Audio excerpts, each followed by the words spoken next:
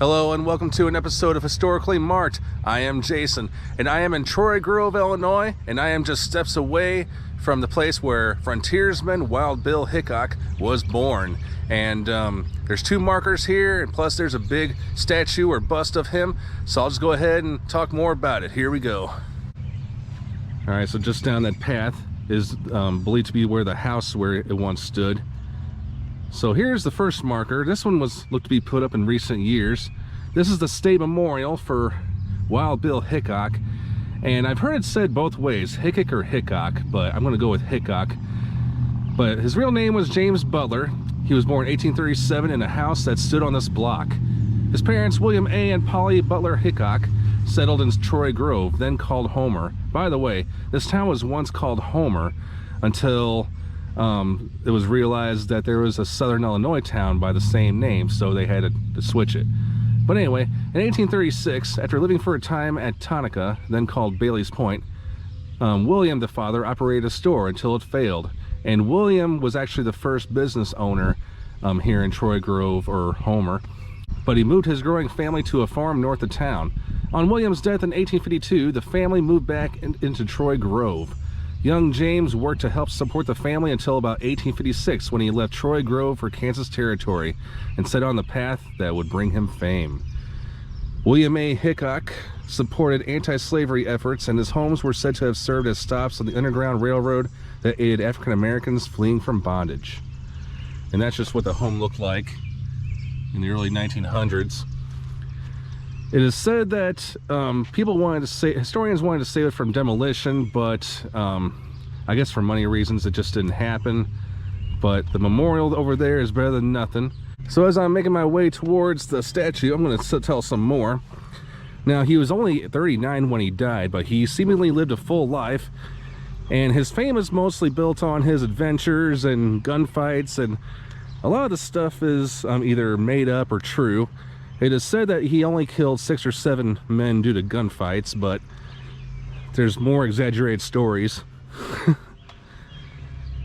And this is how Wild Bill Hickok is remembered.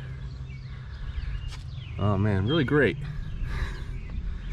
He's got the Fu Manchu mustache. I read where he grew that during the Civil War when he was a Union spy. He would dress up as a Confederate when he was in Tennessee. And then there's a plaque right here. James Butler Wild Bill Hickok. This one probably says the same thing. But pioneer of the Great Plains, born here May 27th, 1837, assassinated at Deadwood August 2, 1876. Served his country as a scout and spy in the western states to preserve the Union in the Civil War. Equally great were his services on the frontier as express messenger and upholder of law and order. He contributed largely in making the West a safe place for women and children.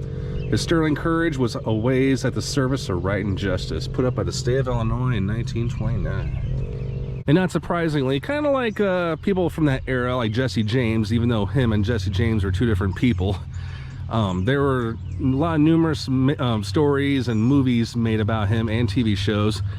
Two notable actors, Gary Cooper and Josh Brolin, have portrayed Wild Bill Hickok.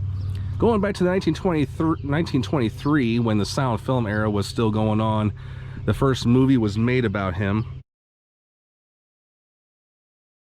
Yeah, he'll always be known as a folk hero of the American Old West, known for his life on the frontier as a soldier, a scout, a lawman, a gambler, an actor, and a showman, and for his involvement in many gunfights.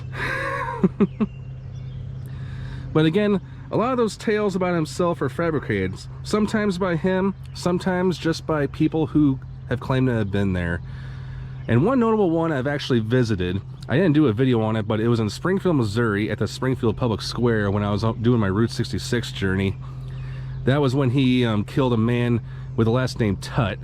There was a historical marker there. So back in those days in northern Illinois in the West, now there were a lot of lawlessness because a lot of these frontier towns had not been settled and they had not had their own law enforcement at the time. But that was what Wild Bill Hickok was kind of known for. He was like an everyman for like every village and town. But once those towns did get their law enforcement and everything, like the police and elected leaders, I mean, Wild Bill Hickok was pretty much called on less and less.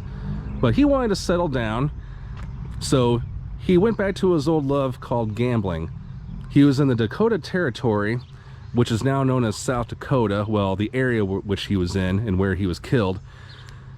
But he loved gambling. I mean, he loved playing poker. It is said that he did not want his back to the door.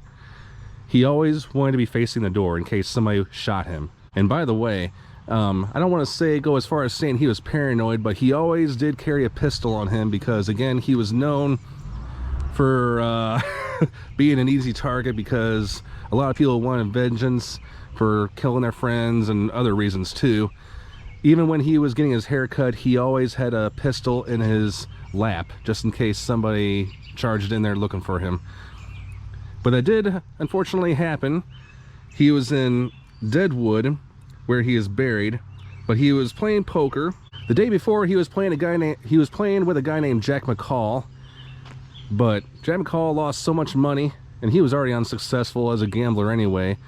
But Wild Bill went out of his way and paid for his breakfast. I mean, even giving him some money for that. But the next day, Wild Bill Hickok was gambling again in the saloon, and this time he had his back against the door, and much to his dismay, but a guy refused to give up his seat, and Hickok pretty much had no choice, but he's like, well, whatever. I guess he just kind of took it like nothing. But apparently Jack McCall came in that day, and he said, notably, he reportedly said, "Damn you, Wild Bill, damn you," you know, or something like that, while he was firing at him, and the gunshots instantly killed Wild Bill Hickok. And he is buried at Deadwood. But there are other monuments to him, not just in Deadwood, but all around the United States. But it's very fitting, of course, that his birth site, or birthplace, I guess, there'd be a big statue bust of him. Now, it has been said that Jack McCall was plotting revenge on Wild Bill for killing his brother. Now, after he shot Wild Bill, he ran out of the saloon and jumped on a horse. But he was caught when the saddle fell over, and he later hanged. So, as far as Wild Bill, there's another interesting legend. Now, I'm not very much of a card player. I get bored easily playing cards. Most people who know me know that. But if you ever have a hand of cards that looks like this, a pair of aces and a pair of eights, that is known as the dead man's hand. I know, I tell you, it's the most random trivia you could ever find. So a lot of you are probably wondering, well, why did he leave Illinois?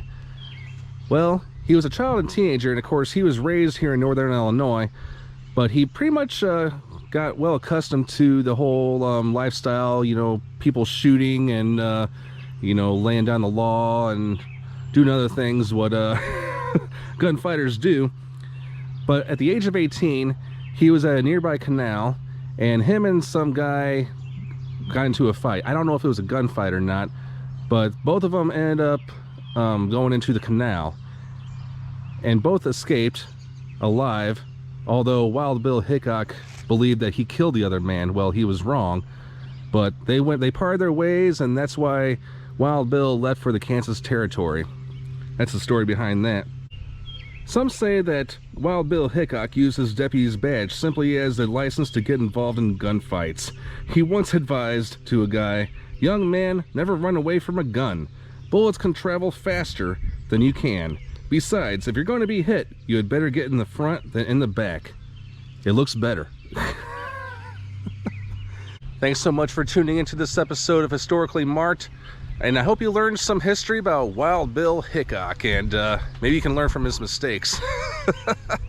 But either way, he is remembered in a well-disputed kind of way. But I am Jason in Troy Grove, Illinois, nearby the site where Wild Bill Hickok was born and raised. All right, I'm Jason, signing off.